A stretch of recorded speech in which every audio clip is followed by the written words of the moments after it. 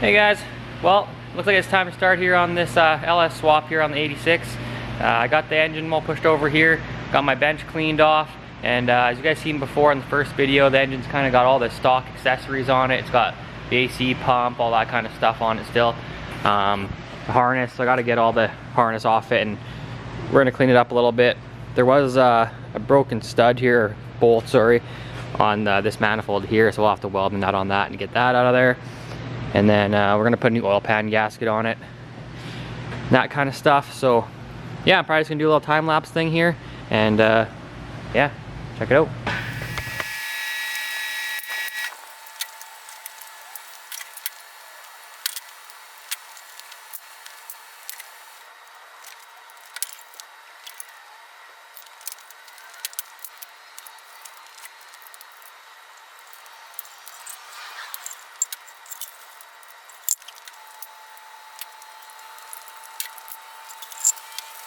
All right, ooh, we're zoomed in. All right, guys, well, we got the harness off of here. I got it on the floor. We got everything here. Throttle pedal, O2 sensors all the way to the back. Yeah, computer. Got the TAC module, that's for the pedal that controls the throttle pedal because it's electronic throttle. And yeah, I'm probably just gonna start tearing down the rest of the accessories off of it. Manifolds, all that kind of stuff. Because we do got to put a camshaft in here, so let's keep going. All right, guys, well, we got that thing ripped apart. I don't have the camshaft yet, or the gaskets, so I have to go pick those up, and the cam's on its way here. So here's what we got. I left the damper on there because I might give this a pressure wash. I don't want any water going in there, so I might stick the manifolds back on loosely too if I pressure wash it here. But it's kind of, she's pretty nasty down here. So I don't really want to deal with that. I'd rather just wash that off. So, but you saw the harness there, AC pump, motor mounts, power steering bracket. The spark plug wires, one did break on me, so the end of it pulled right out of it on this end here. So that always happens sometimes when you're not careful. But with the manifolds, reuse these gaskets. They're really good. There's no reason to switch gaskets. It only was leaking because that one stud was broke off. You can see it broke off right there, and it was basically just puffing out some junk there. So we got our water pump, alternator, coil packs. Dipstick came out nice. That's usually, this part's usually super rusty here, but it's actually pretty good on this one. I guess aluminum block probably makes a big difference. Probably why it actually came out, now that I think about it. Yeah, so I'm probably going to clean off the bench, organize all the parts here, and then I'm going to get the harness up there, and I'll probably start tearing the harness apart and doing that to turn it into a standalone. So yeah, let's get going. Well, I went ahead and took the harness down, got it all split up and all my powers and all that good stuff here. I figured, why would anyone want to watch that? If anybody wants to know how to do a standalone on a LS engine harness, you can just go to lt1swap.com. and they have all the info there for all the different computers and harnesses and all that kind of shit. So I'll show you kind of what I got going on here. So all your pinks are basically what gets main 12-volt power. Basically when your key comes on, you can set that up for your fuse box when your power comes on. Your purple one here is your solenoid for your starter. Got two black ones for the grounds. There's some 12-volt constants that basically go to the computer. There's some key on powers. There's a fuel pump relay in here as well. A bunch of other stuff. But basically I'm leaving all the transmission controlling in this harness because he might one day want to go to an 80E transmission. I got that harness all finished up, and then I kind of just called it a day on that. And then I figured I'd just pull the engine out. So I came out of this morning and it took me about an hour. It's actually surprised how fast everything came apart. No broken bolts. I didn't cut anything. Kind of just all came out nice. Shiny's there, it's sitting on the jack. Yeah, it actually came out pretty good. Here it is sitting over here.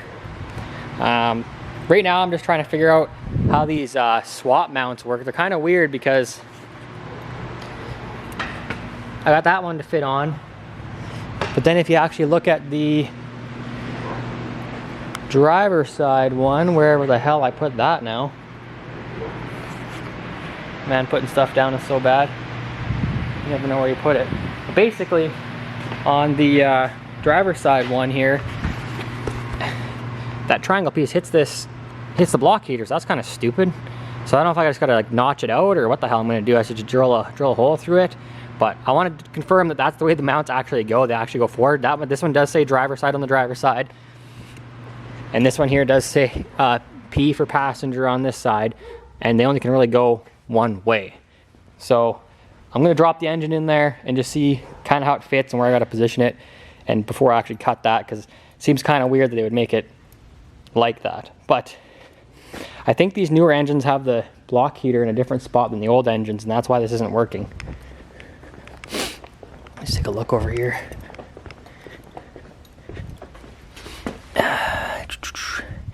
Yeah, see on these engines, the block heater is in the back on this old steel 6-liter, so then this would be unaffected on the driver's side. So I'm thinking I just have to notch that out for that, and I'm sure he's going to want to keep his block heater. I mean, he's probably going to drive this in the wintertime shit, so I am going to probably notch that out, but I'm going to throw it in the truck first and see how it fits.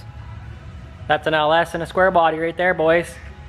I got her all bolted up. I didn't have to move the cross member. I have the engine mounts on the farthest forward position, basically, on these adapters. I don't know if you guys can see that, but it's using the very far forward bolt.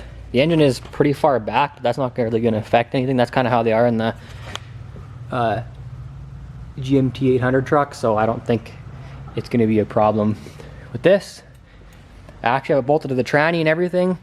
I don't have, obviously, the spacer in there and the dowels in the transmission. I just wanted to see, spacing wise, if it was going to fit before I started, you know, tearing it all apart and then realized I put it in there and I got to move the cross member, or these engine mounts don't work. The one problem is with that block heater, I think I'm gonna have to either block it off, because even if I chopped out this aluminum piece, I'm still gonna have a problem where that thing would be pretty much, that block heater would pretty much be like right inside this motor mount. And so I'm thinking I'm just gonna have to block it off. Like, I don't think there's any other way around it.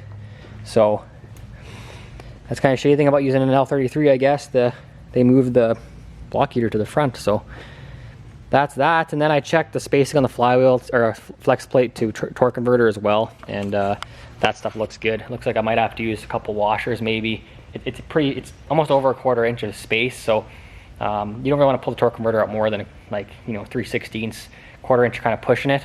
You're going to kind of pull the tangs out of the pump. So we will pull this engine back out of here, I think, and then I'm going to do, I ordered the cam for it. I ordered a Summit Stage 2, the lower lift version. So it's the one that doesn't require springs. I think it's like a 525 lift, and then it's like a, what is it, like a 217, 227, something like that. 112 plus 2 LSA on it. So it's still going to sound good. It'll still make good power. It'll still be good with the stock torque converter, because that's the biggest problem, is like he's going to change this torque converter, or this transmission. So there's no point in buying a torque converter for a turbo 350, since he's going to be probably putting a 480 in it anyways. But I figured we just try the Summit Stage 2 cam. It says it's the biggest one you can put in without doing a stall, so I'm super curious to see how that is. And I got a few other things ordered, such as the oil pressure adapter to adapt it to the square body sensor, as well as a coolant temp sensor. I'll probably move the stock one. The computer needs to see it, so it needs to go to the passenger side cylinder head. So there's actually a plug in this cylinder head. I'll put the factory temp sensor in there, and then I'll take the stock 86 temp sensor, and I'll screw the adapter into here, and then I'll put that sensor in there. So then we have temperature reading to our gauge and as well to the computer. And then that should be it. I got headers coming for it, so those should hopefully be here tomorrow. So you guys got to see those, and I kind of want to test fit those. I'm going to probably leave the engine in here till tomorrow, so that I can put the headers on it and just kind of see it, make sure that they fit and don't have any weird problems, because you know guys how headers are. They're kind of kind of can always be a freaking piece of shit to fit in there, or spark plug wires don't work right, or, you know, hitting the frame. But I think there's lots of room here, because we have the engine so far back that I think that it's literally going to just go right in there. So I think that's going to be it for this one, guys. I got quite a bit of video. I didn't film a whole bunch of the boring stuff, because, I mean, who the hell wants to watch that shit? Just me dicking with a wiring harness and wrestling around some old shitty freaking V8 here. So yeah, we got the LS in there, so that's pretty sweet. All fits, all the motor mounts. I don't know, guys online were saying you have to like move the trans cross member and shit. I don't know. I didn't have to do it, so I'm happy with that. And it's sitting in there bolted up. So you guys know the deal. Get out in the garage, start working on shit. Race season's coming. we got big plans for this too. Got it torn apart. Next month or so, there's gonna be some cool shit going on with that. So that's all I'm gonna say for now, guys. See you in the next one. Thanks for watching. Bye.